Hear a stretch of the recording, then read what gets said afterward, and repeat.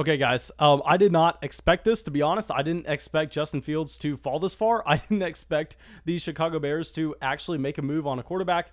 Yeah, here we are. They go up. They trade for Justin Fields. This is absolutely massive. Obviously, this has an impact not only for Justin Fields himself, not only for some of the wide receivers in Chicago, not only for the Chicago fan base. This is going to impact so many things. Now, I forgot to give this announcement, but every single time I go live, I need to be saying this. Okay, at the end of the night tonight, we are going to be doing Dynasty Rookie Mock Drafts. Make sure you come after the NFL Draft to make sure you can participate in those.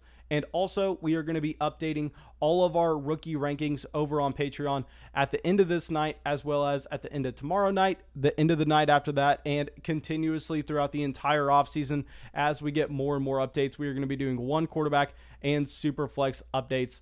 But yeah, this is exciting here. Okay, so Matt is in the chat and he's saying, I'm a Bears fan. Let's go. Okay, man, let me know what you're thinking with Justin Fields, because I think that after we saw some teams that desperately needed a quarterback, like a team like the Denver Broncos, pass on him, what does this mean for Fields? Because I will be the first one to admit he was my quarterback too coming into the NFL draft. I thought that there was a shot that the 49ers were going to take him, and I was extremely excited because Justin Fields for fantasy has rushing upside. He's not just like a Zach Wilson. He's not that guy that's going to be the stationary quarterback. Now, I know that if you look at the rushing production, it wasn't exactly elite at Ohio State, but similar to what we said with Trevor Lawrence, I mean, some of those games were such blowouts that Justin Fields could really just rely on his arm strength. He really didn't have to escape the pocket and just continue to make things work while scrambling. And it's smart for a quarterback to do that. It's smart for a quarterback to not necessarily take those hits when he doesn't need to.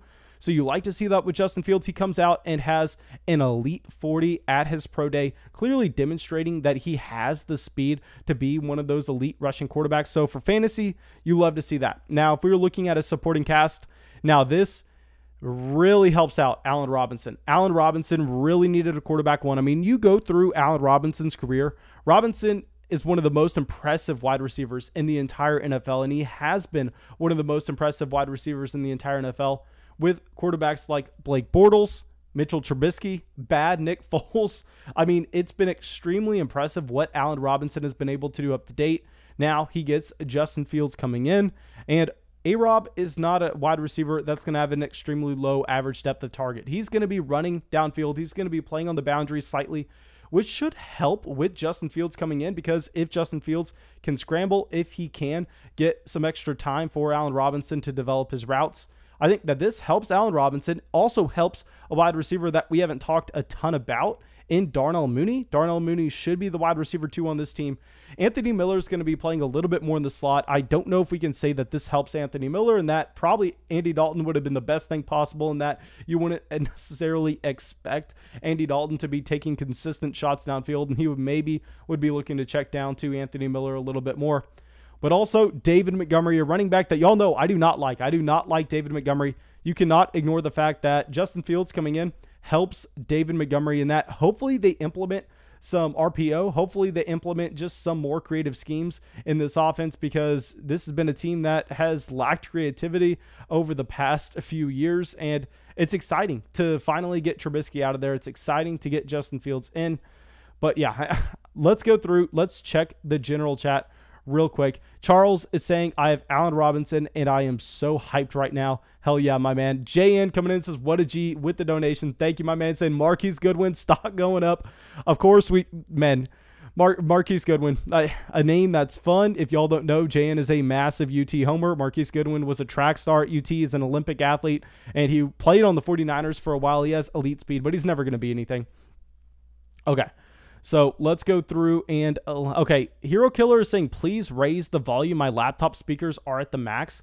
Guys, let me know if the audio is a little too low for y'all. I've raised it, but let me know if I need to fix the audio. Let me know what y'all are getting on your end. Okay, McDaddy says, we waste our first round picks, and usually if all Bears fans want Justin Fields, that is a bad sign. Hey, true that, man. I think the bad sign with Justin Fields is honestly that the Broncos passed on him. I mean, you're really that confident with Drew Lock? You're really that confident with Teddy Bridgewater? I mean, maybe they're in play to go and get an Aaron Rodgers, but still at this time, I mean, that can't be a good sign. Now, Johan asking Justin Fields or Trey Lance. Man, no, you have to go with Trey Lance quite easily, to be honest. I mean, Trey Lance is finding himself in a way better situation as well. Kyle Shanahan and that overall front office thought that Trey Lance was the better quarterback, so they took Trey Lance. So yeah, I'm not even thinking about that. Trey Lance is easily going to be our option in fantasy football over Justin Fields, regardless of who starts week 1 and who doesn't. No, Trey Lance is the guy that you're wanting there. Okay, so Hero Killer says it's just as likely that the Broncos are just that incompetent. Man, maybe. I can't say so for sure. I mean, the Teddy Bridgewater trade, I actually kind of liked, only having to pay him $3 million, giving up a 6th-round pick for, at the very minimum, a backup quarterback. But still, that is just me. Okay, Just Polar saying, did they re-sign Allen Robinson? They didn't re-sign Allen Robinson to a long-term deal, but they did hit Allen Robinson with the franchise tag. So he is locked in to that team for 2021. But I think that's all we are going to be talking about here, guys. Of course, drop a like on the stream if you have not already. We are going to be going back live the next fantasy football related pick that we have. That way I can break it down. And at the end of the night, we are going to be doing Dynasty rookie mock drafts. So make sure you're subscribed. Make sure you have your notifications on. And we